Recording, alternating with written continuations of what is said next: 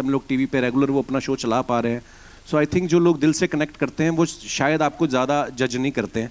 और मुझे भी ऐसा लगता है कि लोग कॉमेडी में देखना चाहते हैं कि मैं और कॉमेडी करूं, और वो तो टीवी पे हम लोग करते ही हैं. लेकिन ये फिल्म में शायद वो ज़्यादा खुश होंगे क्योंकि उन्होंने शायद ऐसा किरदार में इतना सीरियस गंभीर भाव में कभी मुझे देखा नहीं है. सो मैं एक जैसे मैंने पहले कहा ना कि हमें लग रहा है कि ये हमारे हिंदुस्तान की ऐसी कहानी है. मुझे एक किस्सा याद आया जब हम लोग साउथ कोरिया में थे, बुसान में.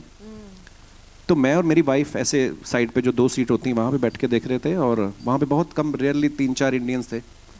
तो एक लड़की बैठी हुई थी, जर्नलिस्ट भी थी वो, and she suddenly started crying. तो मेरी वाइफ ने बोला वो देखो लड़की रो रही है. तो मुझे लगा यार इसको मेरी परफॉर्मेंस तो नहीं खराब लगी कहीं, ये क्यों रो रही है. तो फिर जब हम लोग एक उनके साथ कॉन्वर्सेशन करना शुरू किया तो उस कंट्री को देख के लगता था कि यार इनका इंफ्रास्ट्रक्चर इतना अच्छा है, सड़कें इतनी साफ है, सब कुछ मतलब सब कुछ अच्छा वाला. आउटस्कर्ट्स में हम लोग को जाने का मौका नहीं मिला.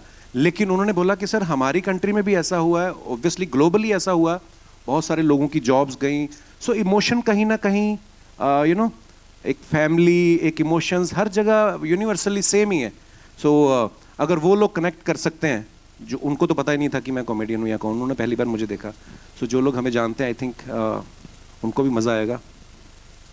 इसमें मैं थोड़ा सा जोड़ सकती हूँ एक छोटी सी बात. जैसे टोरंटो में भी फेस्टिवल मैं कई बार जा चुकी हूँ अपनी पुरानी दूसरी फिल्मों के साथ, बट इस बार जब मैं गई तो कपिल के बहुत सारे फैंस आए जो कभी शायद फेस्टिवल में नहीं आए. तो मैं भी सोच रही थी, पहली हमारी स्क्रीनिंग थी, मुझे लगा कि अच्छा इनका क्या रिएक्शन होगा, इन्होंने तो इस तरह की फिल्में ही शायद नहीं देखी हैं, वो क्या डिसअपॉइंट, जो आपने बताया कि डिसअपॉइंट हो गए. और उनके जब उन्होंने सवाल करने शुरू किए या उनसे जब बात हुई आखिर में, वो बहुत ही इनफैक्ट खुश थे. उन्होंने कहा कि उस रूप में तो हमने उनको देखा है, एक नए रूप में देखने की जो हमारी एक क्यूरियोसिटी थी, तो डिसअपॉइंटमेंट का एक्चुअली उल्टा हुआ कि उन्होंने एक अलग रेंज में देखा. तो हम लोग कई बार ये सोचते हैं कि हमें ऐसा है तो हम वही देखते जाएं, पर अगर हम, जैसे मैंने पहले भी कहा, खुले दिमाग से देखें तो आपको एक नए अवतार में दिखेंगे ये, जो शायद पहले आपने कभी नहीं देखा. जैसे मैंने जब शादी की ना तो मुझे भी डर लग रहा था, मैंने आज तक कभी शादी नहीं की, करनी चाहिए या नहीं. अच्छा होता है कभी कभी कुछ नया करना.